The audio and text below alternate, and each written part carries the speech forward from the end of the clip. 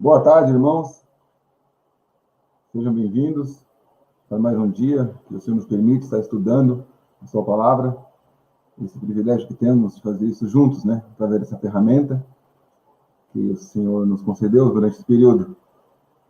E juntamente com os irmãos, vamos orar e começarmos a aprender um pouco mais a palavra de Deus em Efésios, capítulo 1, que hoje é a partir do versículo 10.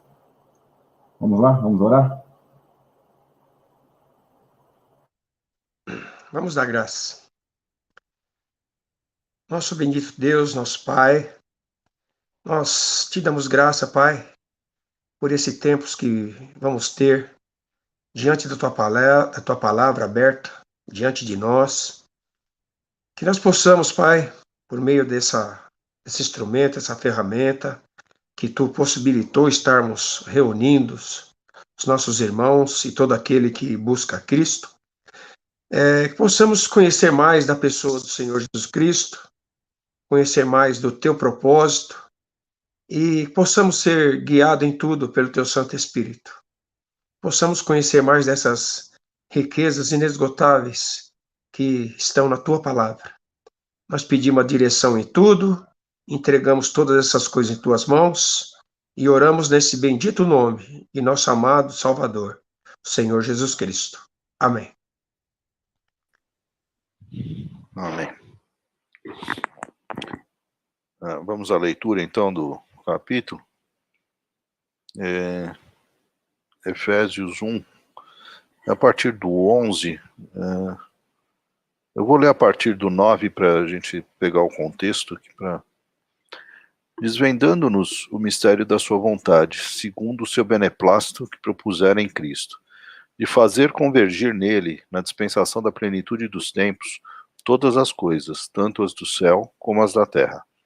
Nele digo, no qual fomos também feitos herança, predestinados segundo o propósito daquele que faz todas as coisas conforme o conselho da sua vontade, a fim de sermos para louvor da sua glória, nós, os que de antemão esperamos em Cristo, em quem também vós, depois que ouvistes a palavra da verdade, o evangelho da vossa salvação, tendo nele também crido, fostes selados com o Espírito Santo, com o Santo Espírito da promessa, o qual é o penhor da nossa herança, ao resgate da sua propriedade, em louvor da sua glória.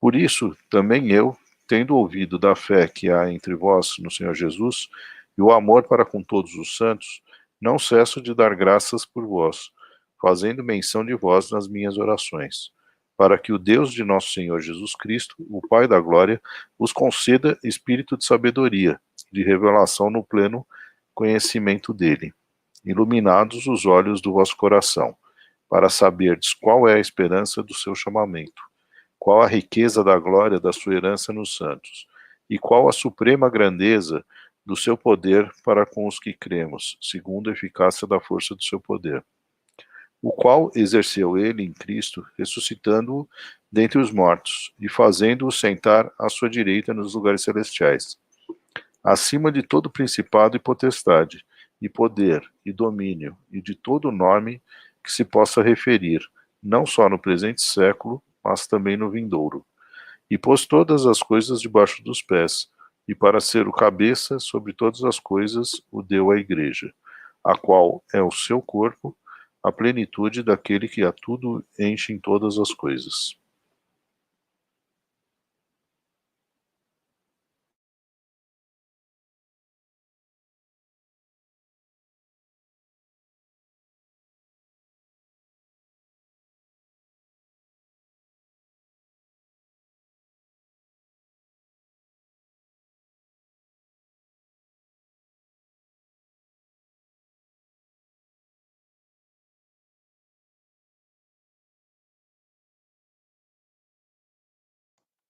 Esse versículo 11, onde ele fala, também fomos feitos herança, eu estava verificando todas as versões que eu tenho aqui, assim, a gente mais usa, a atualizada, a corrigida, a fiel, a tradução brasileira, todas elas colocam como fomos feitos herança, na Corrigida, na Fiel fomos feitos herança, na imprensa bíblica fomos feitos herança, na tradução brasileira fomos feitos herança, mas no Darby, na King James, fala que nós obtivemos uma herança. Não é que isso dá a ideia, fomos feitos, de que nós somos a herança em si. Mas aqui não é isso que Paulo está falando, que nós somos a herança. Porque nós obtivemos uma herança juntamente com Cristo. Em Romanos, capítulo 8 de Romanos, a gente lê lá, Romanos 8, versículo 17. Ora, se somos filhos, somos também herdeiros, herdeiros de Deus e co-herdeiros com Cristo. Se com ele sofremos, também com ele seremos glorificados. Esse é o sentido do que Paulo está falando lá em Efésios. Porque nós somos herdeiros, nós não somos a herança. Por quê? Nós fomos predestinados para ser a esposa de Cristo.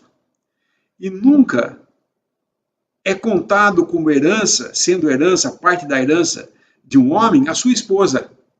Então, nós não somos a herança de Deus ou de Cristo, porque nós somos co-herdeiros com Ele. Ou seja, também participamos dessa herança. Na realidade, então, essa esperança que fala aqui é que nós obtivemos herança juntamente com Cristo, havendo sido predestinado conforme o propósito daquele que faz todas as coisas segundo o conselho da sua vontade.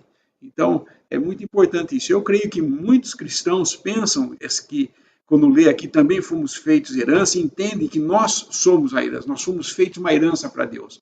Somos a herança de Deus. E não somos. Nós somos filhos, é filiação, e essa filiação nós temos por meio do Pai, Deus o Pai. Depois, mais à frente, do versículo 4 até esse versículo que nós estamos, ele está falando do gozo que ele tem. Ele está em oração falando isso. Então, se nós vemos no versículo 4, por exemplo, nós vemos que ele fala que nos elegeu antes da fundação do mundo para que fôssemos santos e irrepreensíveis diante dele em amor, e nos predestinou para filhos de adoção por Cristo Jesus. Isso é o Pai que nos torna filhos agora. Isso é a obra do Pai. No versículo 8,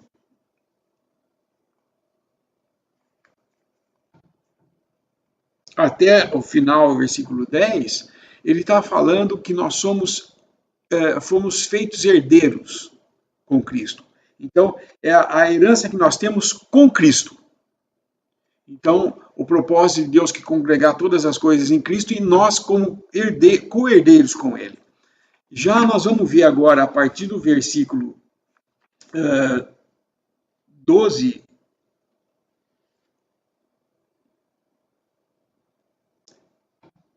ele vai falar no 12 que fomos para sermos para louvor da sua glória, tal. No versículo 13 ele fala: fostes selados com o Espírito Santo da promessa. Aí então ele vai falar da vivificação do Espírito. O Espírito nos vivificando, nos selando e sendo o penhor. Essa é a obra do Espírito Santo. Então nós temos filiação com o Pai, herança com o Filho, vivificação, selo e penhor pelo Espírito Santo. Essa é a Trindade agindo desde o conselho eterno de Deus. Isso é o que ele fala. Então, vou voltar lá no versículo 11. É o que ele está falando aqui, olha. No versículo 11 de Efésios 1. Havendo sido predestinados conforme o propósito daquele que fez todas as coisas segundo o conselho. Então, aqui está falando do conselho e do propósito. O propósito de Deus e o conselho de Deus. Propósito é a intenção da vontade de Deus em fazer algo. E o conselho é a sabedoria que ele emprega para realizar essa obra. Então, Deus como que num conselho, as três pessoas da Trindade, o Pai, o Filho e o Espírito Santo, tiveram o conselho para decidir sobre como agir nesse propósito de Deus de fazer convergir todas as coisas em seu Filho Jesus. Basicamente, o que ele está falando aqui é o seguinte: o propósito é o objetivo de Deus em ter pessoas diante dele e fazer convergir todas as coisas em Cristo. E o conselho de Deus, que foi a Trindade decidindo como fazer isso e apresentando então esse conselho. Outra coisa que a gente vê frequentemente na cristandade, as pessoas falarem o conselho e o propósito e o conselho como propósitos de Deus e conselhos de Deus. Eu muitas vezes falo isso sem querer, estou conversando, segundo os propósitos e conselhos de Deus. Na realidade, Deus tem um propósito e um conselho. O propósito, seu Filho Jesus, convergir todas as coisas nele, manifestar a glória nele. O conselho, ele decidindo isso pela obra do Espírito Santo, nos adotando primeiramente como filhos, nos dando uma herança com Cristo, somos co-herdeiros com Cristo, e nos vivificando, selando e nos dando o penhor do Espírito. Ou seja, nos capacitando, nos fazendo aptos a ser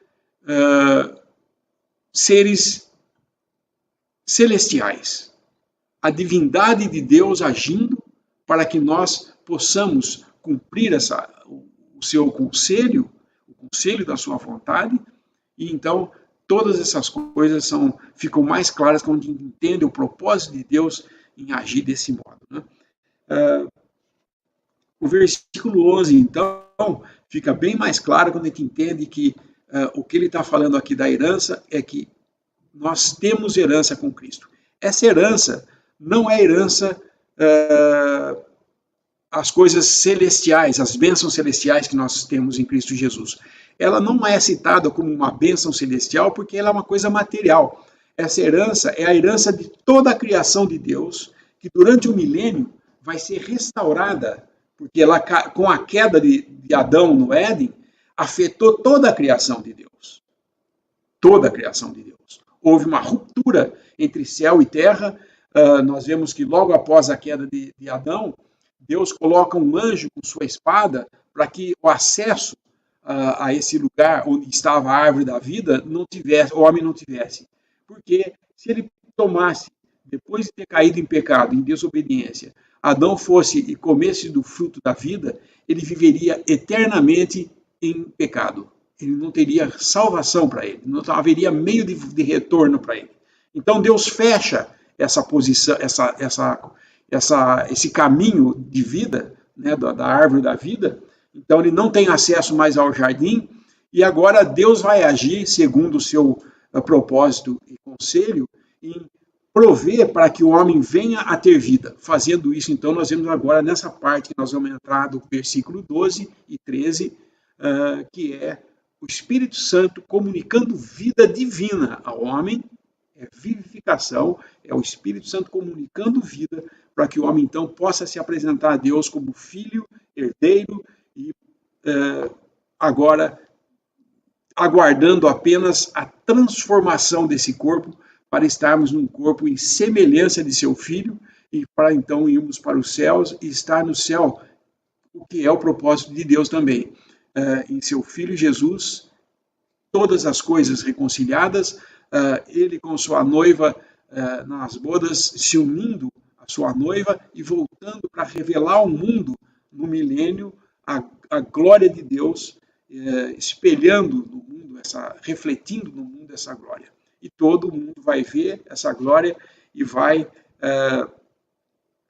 bendizer a Deus, que é o versículo 14 que ele fala, finalzinho do versículo 14, para louvor da sua glória, penhor da nossa herança, para a redenção da possessão de Deus, para louvor da sua glória. Ou seja, quando ele vier com os seus para estabelecer o reino, vai ser restabelecida a harmonia entre céu e terra, e a criação de Deus, que é a herança que nós temos juntamente com Cristo, ou seja, coherança, né, que temos com Cristo, são das coisas materiais que vão ser restauradas, porque o animal vai perder essa situação em que se encontra agora, ele vai ser restaurado à condição já bem melhor, porque não vai haver mais o mal como nós vemos na criação, né?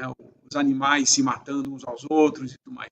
Isso no milênio vão viver em perfeita harmonia, tanto no céu como na terra vai haver perfeita harmonia. Só até aí.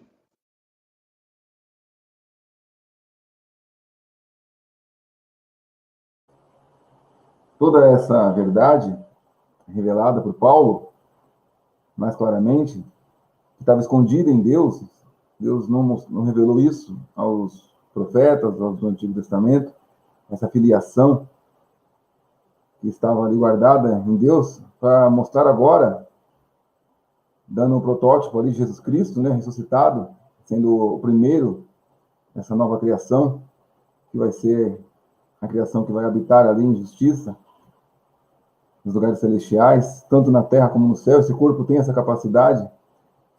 Não houve dependência de nada do homem para isso acontecer. Não precisou do homem em nenhuma parte dele. É uma obra divina. É a vontade de Deus.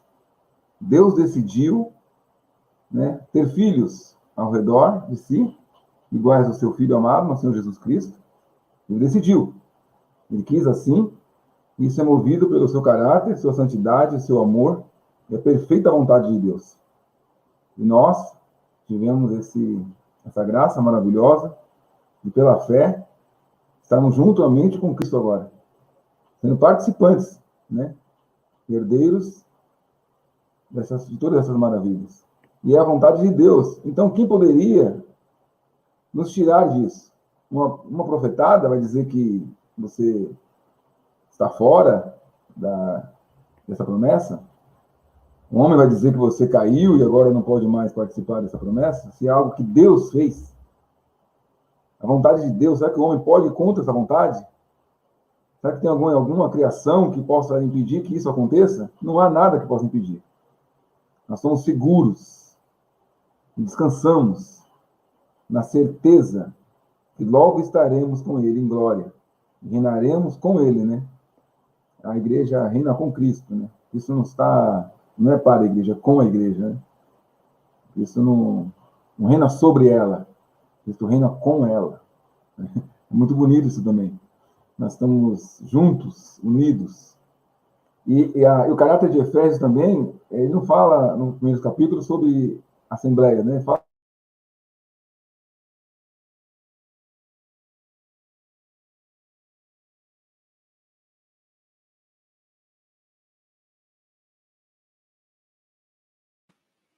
O Reinaldo travou aí.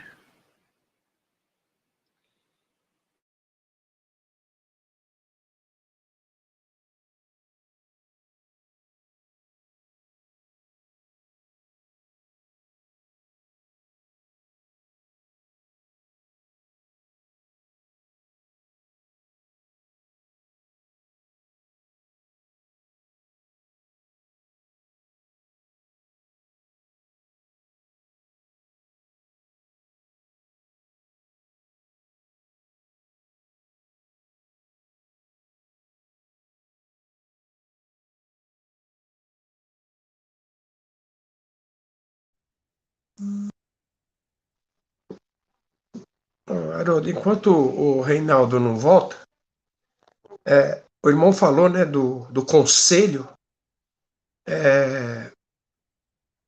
Lá em Gênesis, a gente vê que, no primeiro versículo, no princípio criou Deus os céus e a terra. Nesse versículo 1 de Gênesis, ali a gente já vê o conselho da Trindade, o Pai, o Filho e o Espírito Santo. Tá aí, ó. No princípio, criou Deus os céus e a terra. Deus aí é Elohim, plural. Então aí é a criação. Então a gente vê esse conselho que fala aqui em Efésios, É o conselho entre as três pessoas. Não há divergência nas pessoas da Trindade. Aí a gente vai em Provérbios 8, que fala da sabedoria, que aponta para Cristo. Lá tem um versículo que fala. Abre aí, Haroldo, acho que é a partir do 23 para frente. Deixa eu ver aqui na minha Bíblia, eu já te falo qual é o versículo. Pode pegar do 28 para frente, para dar um contexto. Quando firmava as nuvens de cima, quando firmava as fontes do abismo, quando punha ao mar seu termo, para que as águas não traspassassem o seu mando, quando compunha os fundamentos da terra. Então, eu estava com ele e era seu aluno. Essa palavra aluno, eu não sei se é a melhor. Numa outra tradução, acho que na atualizada, fala que é arquiteto. Aí, essa aí, Haroldo, atualizada, a revista atualizada. Arquiteto. Então tá assim, ó. Então eu estava com ele e era seu arquiteto. Dia após dia eu era seus delícias, folgando perante ele em todo o tempo. Então aqui, ó. O Senhor era o arquiteto. O arquiteto faz o quê? Ele calcula, ele vê o material que vai ser usado na obra. O Haroldo é arquiteto, sabe qual é a, o que o arquiteto planeja. Ele vai ver, vai fazer cálculo, medida, peso, o material usado. Então, o Senhor está dizendo que quando foi criado o mundo, todas as coisas foram criadas, ele era o arquiteto. Então, a gente, olhando para essa carta dos Efésios, bom, depois no versículo 2 de Gênesis, teve a queda, né?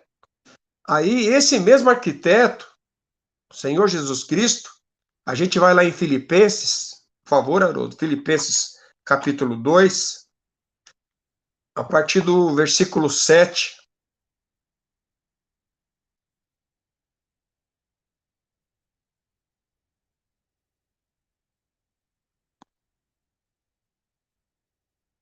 Então, aquele que criou todas as coisas, por causa do pecado, ele voltou, ele veio em carne, o Filho eterno de Deus, veio em carne, e ó a riqueza da sua graça aí, ó, que está em Efésios. Aí está uma certa expressão dessa riqueza, dessa graça, ó, a partir do 7. Mas aniquilou-se a si mesmo, tomando a forma de servo, fazendo-se semelhante aos homens.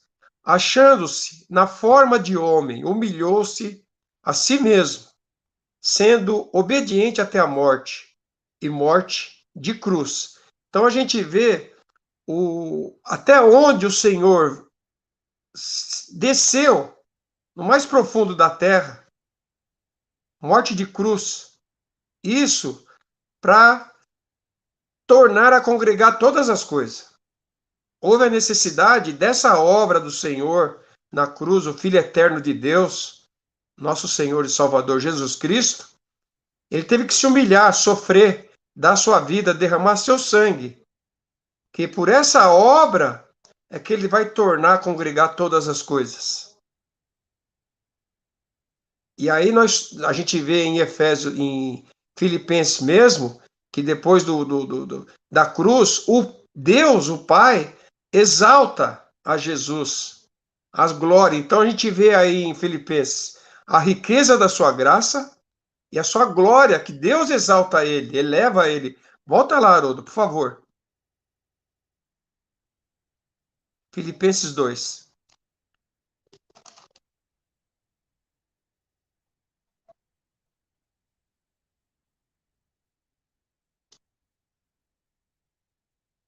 Acho que é a partir do 9.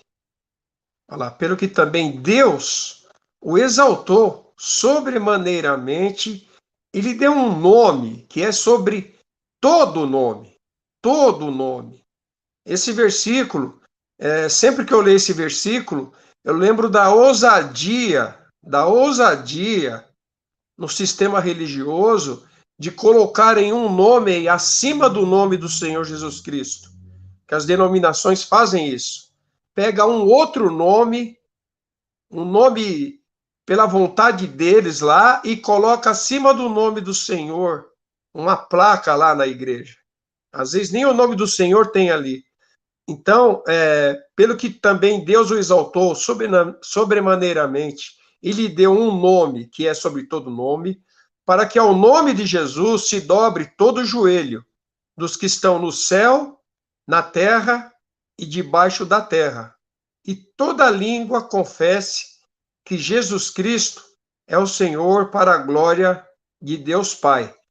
Então a gente vê que tudo vai convergir em Cristo de novo. No céu, aqui nós estamos vendo que todo joelho vão se dobrar dos que estão na terra, joelhos dos que estão no céu, na terra e debaixo da terra.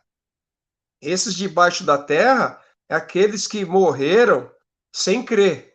Mas lá no trono branco, no juízo, eles vão confessar. Não vai ter jeito. Então, a gente vê que o Senhor Jesus, ele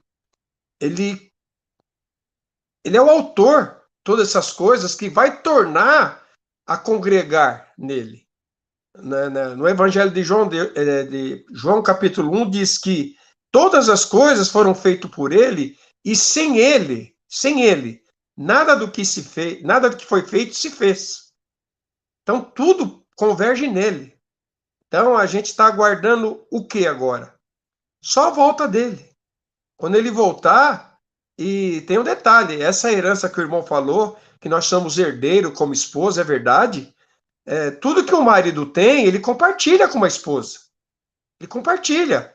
Quando o Senhor voltar com a igreja, que é a sua noiva, esposa, nós vamos compartilhar com ele, nós vamos reinar com ele sobre todas essas coisas terrenas.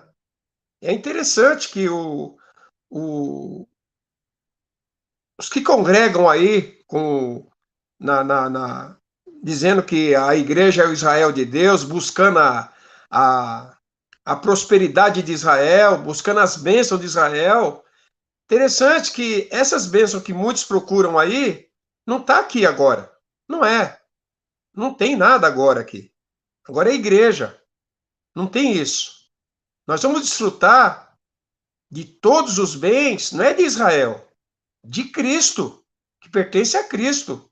Nós vamos desfrutar esses bens materiais porque nós estamos em Cristo. Pela obra que ele fez na cruz, nós fomos salvos, fomos feitos herdeiros, co-herdeiros, fomos feitos filhos de Deus, pela obra do Senhor Jesus Cristo.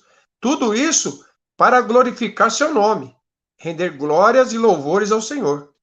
Até aí, irmãos. O irmão pode melhorar isso aí, dar mais luz nesse pensamento aí. Só continuando aqui onde eu caí, acho que eu caí quando eu falei que a igreja reina com Cristo, né? Não é debaixo dele, né? Com ele. É muito importante isso também. Uma coisa que a gente vê... Essa semana, um rapaz me perguntou, dizendo que tem dificuldade de evangelizar um rapaz de uma religião oriental, porque ele diz que o Deus dele não tem filhos. Não tem filhos. Isso é muito comum para nós cristãos, porque Cristo, quando disse que era filho de Deus, também foi rejeitado. Ele dizia que era filho de Deus. Ele era filho de Deus. É o filho eterno de Deus. E os judeus não aceitavam isso. Então, a primeira coisa que tem que acontecer é crer no Evangelho, no testemunho de Jesus Cristo. Não existe nada antes disso. Querer, por argumentos humanos, colocar no coração de alguém que Deus, na sua perfeita vontade, decidiu, né, fazer de pecadores, no ápice da maldade, né? Quando um chegou no ápice da sua maldade, que matou seu filho, e ressuscitou dos mortos, né? E agora sim ele vai revelar a sua vontade, a sua perfeita vontade, né? Que é fazer desses pecadores, desses homens maus, pecadores e perdidos, uma nova criação igual ao seu filho. Então, é depois, né? Ele não tem um momento melhor para mostrar a perfeição do seu amor. Quando vê todo o homem em ruína, todo o homem manifestando a maldade no máximo, aí Deus mostra como ele ama. A ponto de, depois dali, fazer agora esses pecadores, desses homens maus, pela fé no seu filho, torná-los herdeiros juntamente com ele. Então, é o momento exato de mostrar como Deus ama. Porque não depende de circunstâncias, né? Depende da vontade de Deus. Então, é algo que nós devemos estar sempre aplicado no nosso coração. Porque as dificuldades da vida, o que nós vivemos nesse mundo, né? Tudo tem um tempo. O nosso destino é certo. Nós somos filhos amados de Deus. Assim como Deus ama Cristo Jesus, nos ama igual. Ele tem para nós o mesmo destino, né? Ele será glorificado e nós estaremos com Ele nesse momento. Então, todos, né? Não é só quem se reúne ao nome do Senhor, não é quem está na batismo, isso não existe. Isso aí não tem nem conformidade. Todo aquele que crê, esteja onde estiver, é corpo de Cristo e estará com Ele reinando, né, nos céus e na terra. Não há distinção. Como também não há como impedir isso, como eu já falei, né? O rapaz falando, a igreja estão fechando as igrejas. Eu falei, não sei o que você está falando. Eu não sei do que você está falando. Estão fechando as igrejas. Estão fechando a igreja de Deus. Eu falei, não sei do que você está falando. Isso aí não é possível isso acontecer.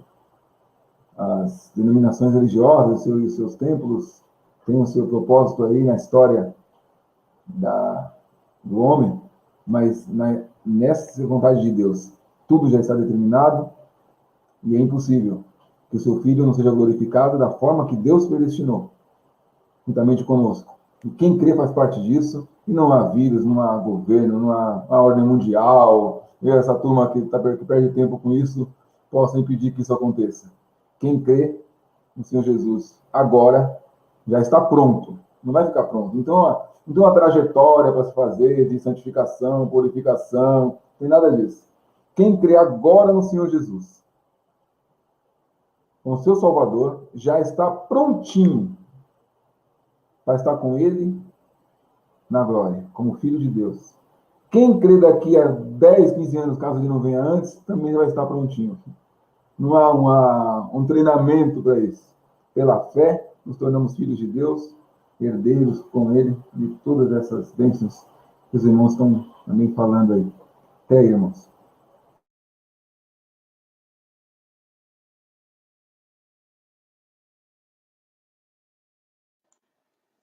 Essa posição que temos agora em Cristo Jesus, o irmão estava falando que cada um que crê agora tem já essa posição. E é uma verdade que nós temos que entender.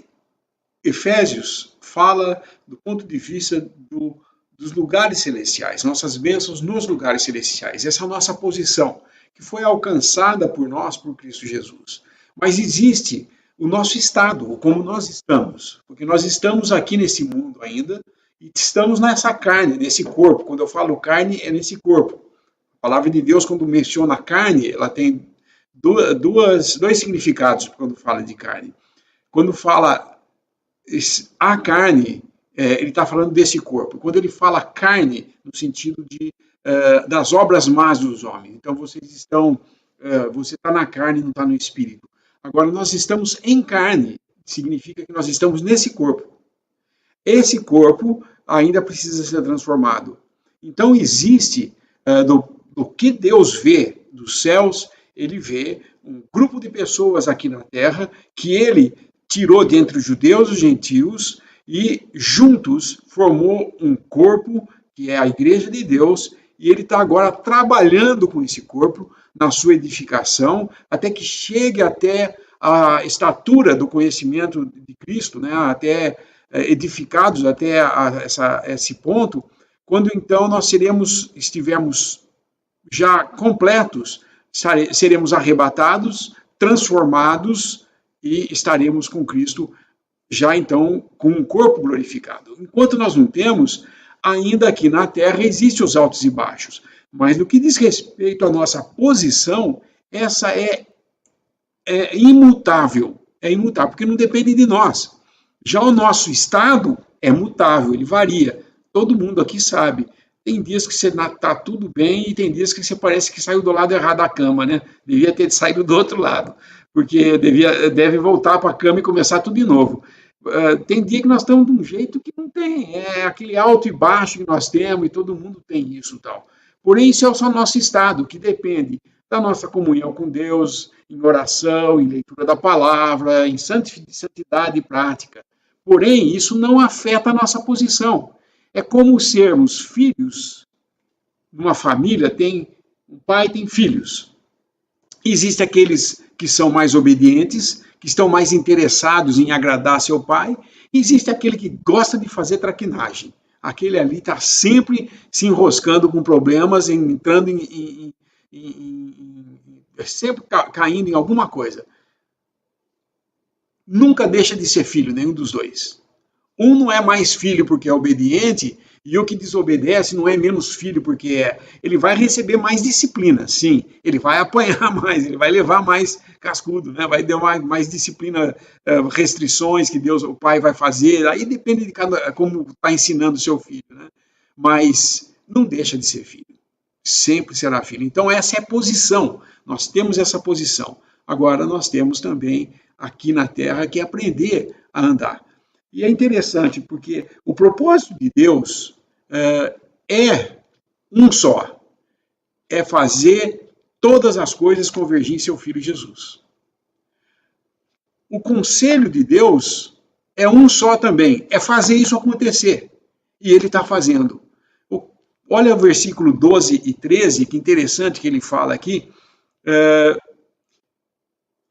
Ele fala que esse propósito fomos feitos herança, no versículo 11, predestinados conforme o propósito daquele que faz todas as coisas, segundo o conselho da sua vontade. Por quê? Com o fim de sermos para louvor da sua glória, e agora ele faz uma distinção. Nós, os que primeiro esperamos em Cristo, e aí no versículo 13, vós, em quem vós também estáis. Nós e vós, ele está falando. O que ele significa com isso? Por que ele fala nós que primeiro esperamos? Porque os apóstolos esperam primeiro do que os que não eram apóstolos? Não. Ele está falando de nós, judeus, que eram judeus e se converteram. E vós, os que são gentios, que tendo também ouvido a palavra da verdade e o evangelho da salvação, tendo crido, foi selado com o Espírito Santo da promessa. O que ele está dizendo? Essa é a obra de Deus. É como o conselho de Deus resolveu fazer a coisa. Tirar de entre os judeus, esses que primeiro esperamos em Cristo. Por que primeiro? Porque nós sabemos que Deus vai voltar a tratar com Israel. Atualmente, não é que Israel deixou de existir, agora a igreja é o Israel de Deus. Não. De modo nenhum. O que aconteceu é que, com a rejeição do seu Messias, Israel foi deixado de lado por um tempo, e Deus agora está tratando para formar nesse conselho que ele teve na eternidade passada, quando a Trindade resolveu como fazer o propósito de Deus de fazer todas as coisas convergir em Cristo, ele agora está fazendo isso, tirando deles, os judeus, que de antemão, antecipadamente estão crendo, porque Deus vai voltar a tratar com Israel no milênio. E o remanescente de Israel, que vai ouvir o evangelho do reino e vai crer, e ver que ele crucificou o Messias, e vão confessar o seu pecado, e vão ser restaurados, eles vão crer em Cristo. Eles vão que aquele era o Cristo, aqueles que eles crucificaram era o Cristo. Então eles vão se dobrar diante de Cristo e vão estar restaurados. Os judeus que hoje crê, ele está antecipadamente crendo num Cristo que o remanescente vai crer. Só que ele agora, no ser tirado de entre os judeus e de antemão esperando em Cristo, eles estão primeiro esperando a Cristo, primeiro do que o remanescente. Eles se anteciparam. E juntamente com os gentios que também saíram do paganismo e agora, junto com os judeus que saíram do judaísmo, formam uma coisa só, que é a Igreja de Deus. Esse é o propósito de Deus, de convergir todas as coisas em Cristo Jesus. Tanto de gentios como de judeus, tirou de lá, fez um corpo, e agora esse corpo vai ser transformado, subindo aos céus, vai se unir a Cristo, e volta com Cristo na terra para, no milênio, reinar com Cristo e manifestar essa glória. Esse é o propósito de Deus, o conselho de Deus fazendo as coisas por meio do nós e vós. Nós, como Paulo estava falando, nós os gentios e vós nós os judeus e vós os gentios, agora somos uma outra coisa. Somos corpo de Cristo. Então, como Deus vai fazer isso? Como é esse conselho de Deus em fazer isso acontecer? Como eu falei no início, fomos feitos filhos. Então, o Pai, somos filhos agora, o Pai nos fez filhos, é filiação. Em Cristo nós temos a herança, somos co-herdeiros com Cristo, porque somos a esposa, somos a noiva e seremos a esposa. Estaremos nas bodas do Cordeiro como a esposa. Entregue a ele uma santa, pura, sem mancha, sem mácula, porque ele vai apresentar ela assim. Vai ser apresentada a Cristo perfeita, porque ele a está fazendo. E como ele faz? A terceira parte do conselho de Deus, que é o Espírito Santo agora revivendo, vivificando, diz a palavra. Vivificar é comunicar a vida. Essa vida divina para que Deus não só tenha o universo em conformidade com a divindade, mas também a sua criação, os crentes em conformidade com a divindade também. Porque agora nós somos templo do Espírito Santo. É o Espírito Santo habitando em nós. E isso nos torna, então, o templo de Deus. Somos o templo do Espírito Santo. E temos agora, só aguardando essa transformação, estamos sendo transformados de glória em glória na imagem e semelhança do seu Filho. Até que, então, esse dia nós possamos manifestar isso. Hoje nós não conseguimos manifestar isso. Sabemos, há um empecilho muito grande para manifestarmos a glória de Deus. Esse empecilho se chama esse vaso de barro, o corpo, a nossa carne. Porém, ela já está, nós temos que nos considerar mortos para essas coisas e vivos para Deus, e como vasos diante de Deus, sabendo que o poder não é nosso, é de Deus, então por isso que são vasos de barro, são vasos que serão quebrados para serem transformados e então manifestar essa glória ao mundo. É como quando Gideão vai lutar contra os midianitas, e um exército de 32 mil pessoas, Deus começa a filtrar, 22 mil são os que são covardes e têm medo, não vão na batalha. Aí, desses 10 mil que sobra, ele passa pelas águas, vai tomar água lá. Quem se ajoelhar e pôr a boca na água e lamber como um cão, esse está eliminado. Quem somente com a mão trouxer água na boca e beber, esse vai ser selecionado. 9.700 abaixaram para tomar como um cachorro a água, mas como um cão, né? Mas 300 tomaram a água na mão então só 300. 32 mil já era um exército pequeno para os midianitas. Mas Deus falou, não, vocês não vão lutar com 32 mil, porque vão pensar que talvez tenha alguma glória no que vocês possam fazer. Para que Israel não se glorie, ele falou, vou fazer, e só 300 foram lá. Bom, um exército, quer dizer, nem pode se chamar de um exército, né? Que de 32 mil passou para 300, só 300 pessoas para invadir os midianitas que eram como gafanhotos no vale, diz a palavra. Eles foram lá com grandes armas, uma trombeta na mão, uma tocha com um vaso de barro, né? Dentro de uma coisa de barro, e foram andando. Quando Gideão tocou a trombeta, todos eles tocaram e quebraram o vaso de barro, e a tocha se acendeu, né? Ela foi vista, né? Porque era de noite, e houve uma confusão entre os midianitas. Eles se apavoraram, porque eles tinham tido um sonho de que eles iam ser entregues na mão de Gideão, e começam a se matar uns aos outros, e esses 300 só tiveram que perseguir eles, porque eles saíram todos fugindo.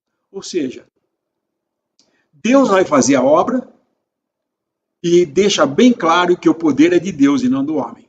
Por isso, tudo isso daí são em vasos de barro como nós, para que a excelência do poder seja de Deus e não nosso. E ele mostra isso claramente, falando que nós, recebendo o Espírito Santo agora, temos alguém, uma pessoa da divindade, da Trindade, habitando em nós, para nos ensinar e nos dirigir a Deus e a Cristo, e para nos guiar nesse deserto, enquanto andamos aqui na esperança de a qualquer momento ser transformados e então manifestar essa glória. Ver essa glória e depois vir e manifestar no milênio. É muito rica essa passagem, essa carta aos Efésios, porque ele revela esses mistérios que, olha, se Abraão soubesse um grãozinho de tudo isso que nos é revelado aqui,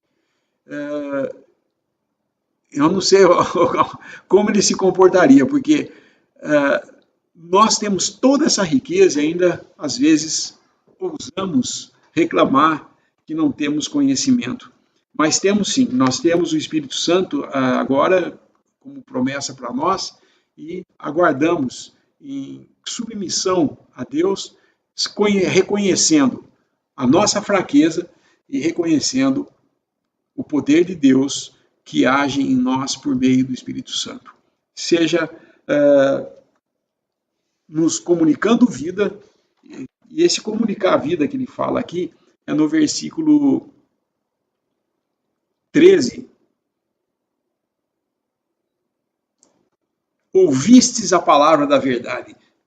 Como eu posso ouvir a palavra da verdade? Isso é o primeiro ato do Espírito Santo, é comunicar a vida para que nós possamos ouvir. Isso ele vai tratar no versículo 2, capítulo 2, o versículo 1, que ele fala, vivificados. E vos vivificou, estando mortos. Esse vivificar, ele comunicou vida, para que agora no versículo 13, nós possamos ouvir o evangelho da nossa salvação. Então a obra de Deus começa, Deus comunicando vida, vos vivificou, estando vós mortos em ofensas e pecados. E agora, no capítulo 1, versículo 13, depois que ouvistes a palavra da verdade. Muitas pessoas acreditam que a vivificação do Espírito já é o crente salvo e com o Espírito Santo. Não é ainda. É o começo, o início da obra de Deus na salvação do homem. Primeiro comunicando vida por meio da palavra e da ação do Espírito Santo.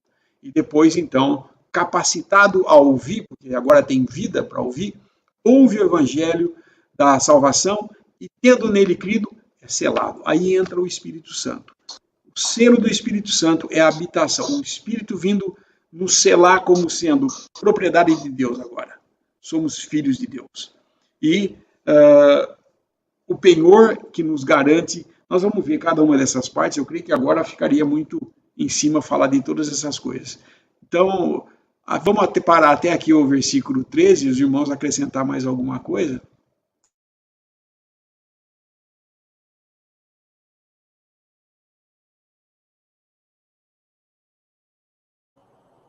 Uma das ferramentas que Satanás usa, e usa muito bem, é esse desejo do homem de querer glória para si, numa obra que só pertence a Deus.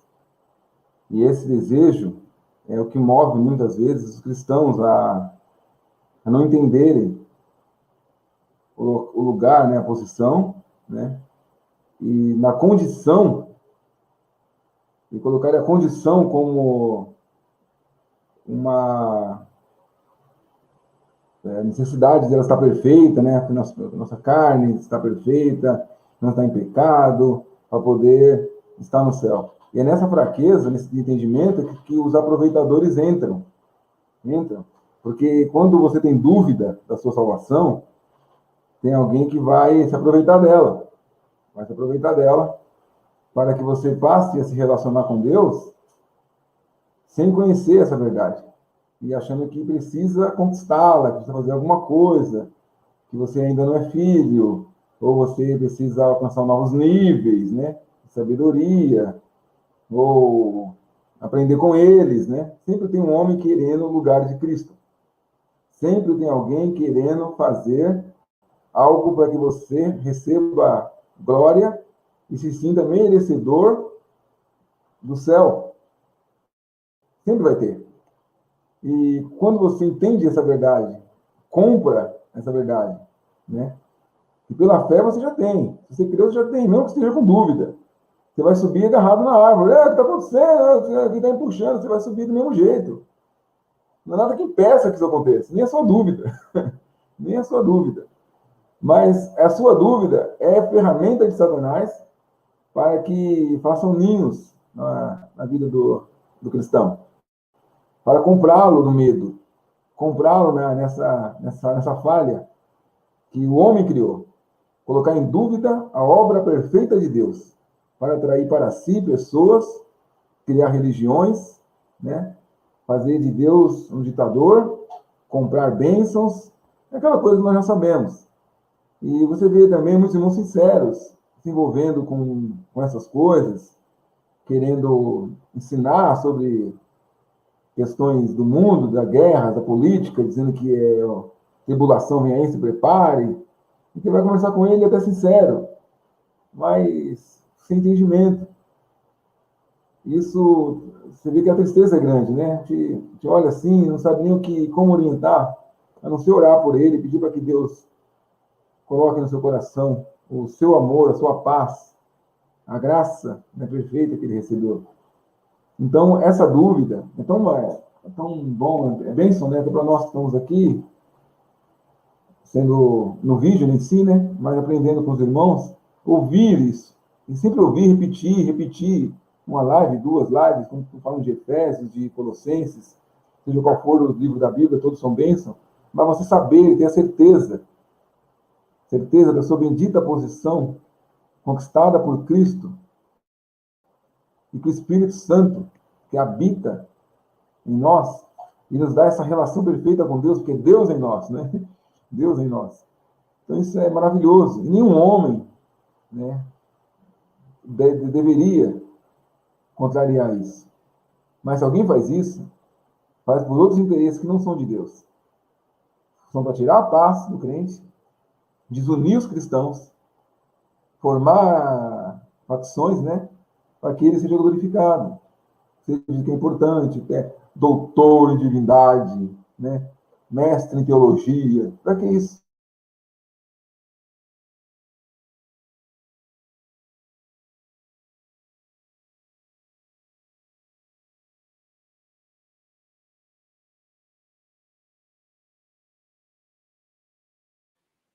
O Reinaldo acho que travou de novo.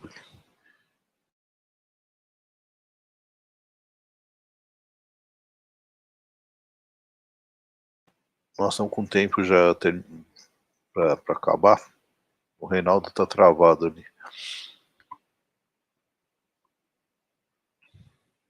Se algum irmão tiver algum comentário final, fica à vontade.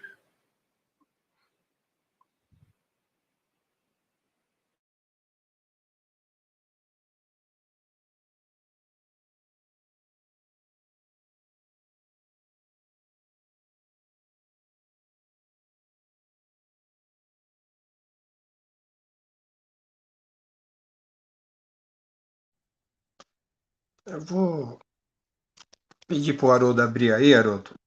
3 versículos, só vou ler os versículos que eu achei interessante aqui.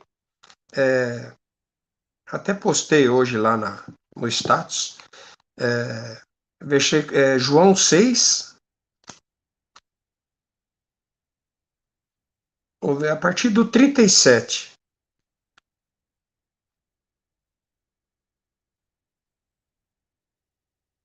Estamos falando de herança.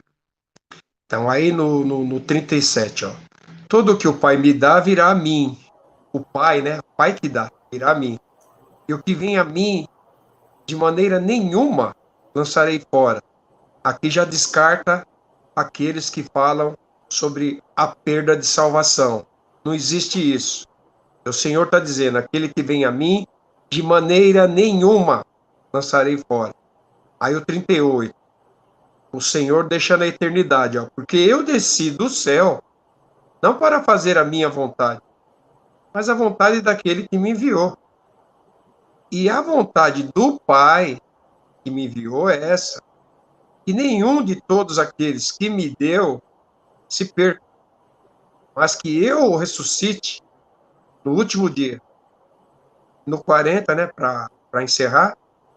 Portanto, a vontade daquele que me enviou é essa, que todo aquele que vê o Filho e crê nele tem a vida eterna, e eu o ressuscitarei no último dia. Todos esses privilégios que nós temos falado aqui de Efésios, tem essa condição aí, ó, versículo 40 que nós lemos, ó. Portanto, a vontade daquele que me enviou é essa, que todo aquele que vê o Filho e crê nele tenha a vida eterna. E eu ressuscitarei o último dia. Então precisa crer no Senhor Jesus Cristo. O próprio capítulo 1 de Efésios fala no versículo 13, que o irmão estava citando, né, que tendo nele também crido, fostes selado com o Espírito Santo da promessa. Então, cada um que crê no Senhor, o Senhor carimba lá com um selo de propriedade. Era isso aí, Haroldo.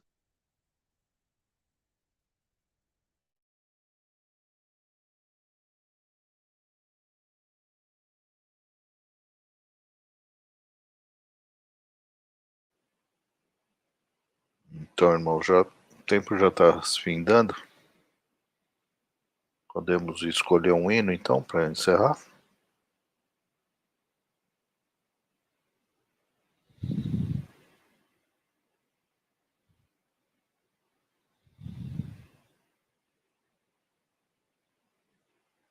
Não tá.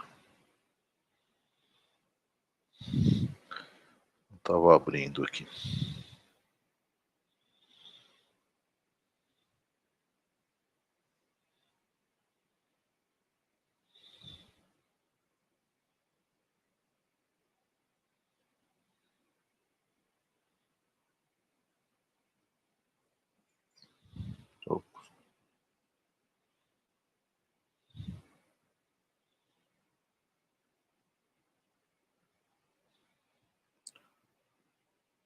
Alguma sugestão, irmãos?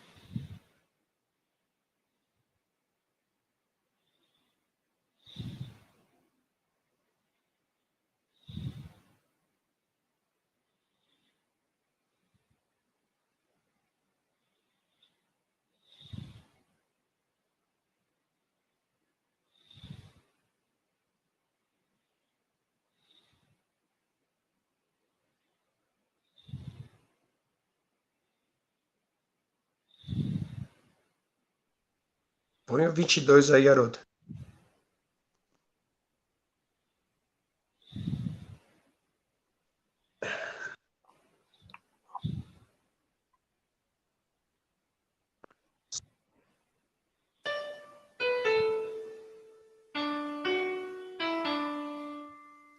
Te adoramos, ó Cordeiro, recordando com fervor que de nosso Pai o rosto és imagem de amor, onisciente, poderoso. Em ti Deus se revelou, exaltado em sua glória, sempre eterno,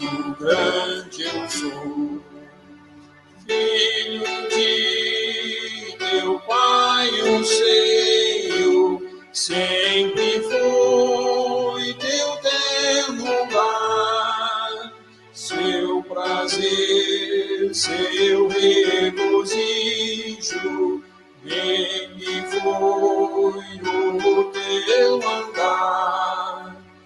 Oh, que amor, oh, quão profundo, ao deixar tal lugar, e descendo a este mundo, tua vida vieste dar.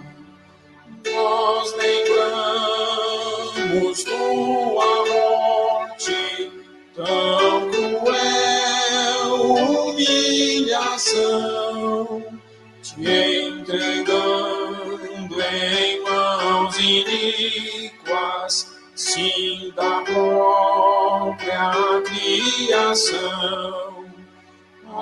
Agonia sempre intensa, mas oravas no jardim, e tu foste sem detença até o amargo fim. Qual cordeiro manso e mudo, lá pregado numa cruz, sobre ti levando tudo, sob o juízo, ó Jesus. Hoje nós te adoramos, o teu sangue nos lavou. Ó Cordeiro de Deus digno, Deus em glória te aceitou.